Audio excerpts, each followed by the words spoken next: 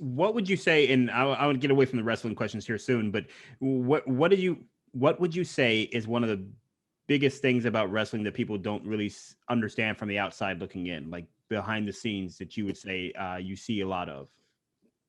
I think a lot of it is people look at wrestling like it's a, and this jumps me up onto a soapbox. I think a lot of people can cast wrestling into a very easy blow off, an easy thing to blow off, to go, oh, you grow out of that, or they go, that's fake, right? It's like taking away the fact that like people are sacrificing their entire life to do this. Mm-hmm. Like I've missed uh, weddings and funerals and parties, everything for most of my life for something that you can dismiss as fake. And by saying it's fake, then it's not worth anybody's time, in your opinion. Like, what are you doing with your life? And that offends me as a wrestler, and as like all of us as wrestlers are offended by the ability to shame wrestling and shame wrestling fans for being idiots who don't know that it's a work. Of course, it's a work. If you're a fan of it, that it's an art craft. Like, just like, like Bruce Willis never met Hans Gruber, right? Hans Gruber was a character that was played. How dare you? How freaking dare you come on here? Bruce Willis with was this not blasphemy. Right. Nonsense. It wasn't Bruce Willis. It was John McClane. Yeah. They never actually met each other. Those weren't real people. Oh, movies are fake, right? Like, well, and I think, like, just to piggyback off your point there, I was having a conversation earlier today on Facebook with people about what I've been calling cultural hierarchies, which is sponsored by this conversation between two people on Twitter that was saying that somebody who listens to trap music wouldn't understand Beethoven, because we put these different musics and different things all across our culture into hierarchies. And classical music is highbrow. It's very like fancy and everything like that. And trap music is lower. And then, like you said before, acting, Die Hard, totally acceptable, understand it, everything like that. Wrestling, you grow out of, that's for teenage boys. It's fake, like all that type of stuff. And then, but if you look at them by their elements, wrestling is stage acting. It's really more comparable to theater. It's comparable to Broadway and anything like that. So it's an enhanced form of that combat you would see in like a Broadway musical or any kind of stage acting and stuff like that. Parading as if it's a sporting event. Well, but like you said, maybe when it first started, people weren't in on the work and they were like wanted to live vicariously through that and think that, the Ultimate Warrior like really hated all these people and like all that stuff. You wanted to believe that. You wanted to believe it going into all that stuff. But then, like you said, it changes when you age, not from a place of growing out of it, but a place of appreciating it for more honestly what it is compared to what you thought it was when you maybe were younger or something like that, which is a beautiful thing to do. Because now that you realize that these people are in on this work and stuff like that, you can be more impressed by their commitment to the craft, for one.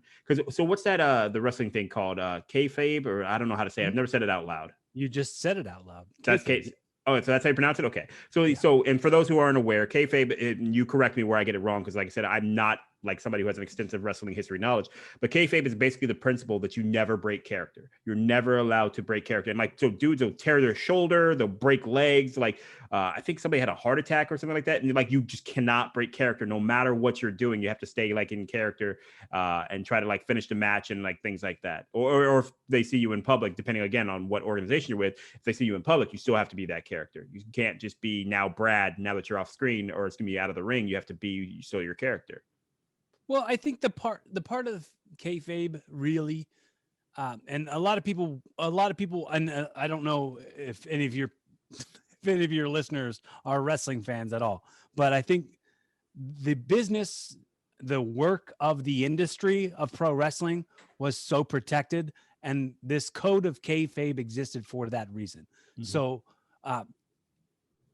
So if somebody at a bar challenged me and said they could beat me up because I'm just a fake wrestler, I'd have to F their life up in order to keep the kayfabe work going. Mm-hmm. So if I'm at a bar and a guy who plays my enemy on TV is at that bar, I got to go hit him. Like, dude. I can't talk to them because I need these people to like if a news story comes out, it's gonna be like, well, Corey Castle beat up Smack Matthews over at the tavern. I was with you until you got to tavern. Until you get to tavern, the whole thing sounded. And again, that's a real word. It's a real place and everything. But just now it sounds completely like something that would be in one of the wrestling broadcasts. Think like I had no fight at the tavern or the lodge. Yeah, and Smack Matthews was a name I just made up. So was it? I just thought it might have been one of your nemesis when you were still wrestling. Anybody who is thinking about using a wrestling name. You can't go wrong with Smack as a first name. That'll be fun.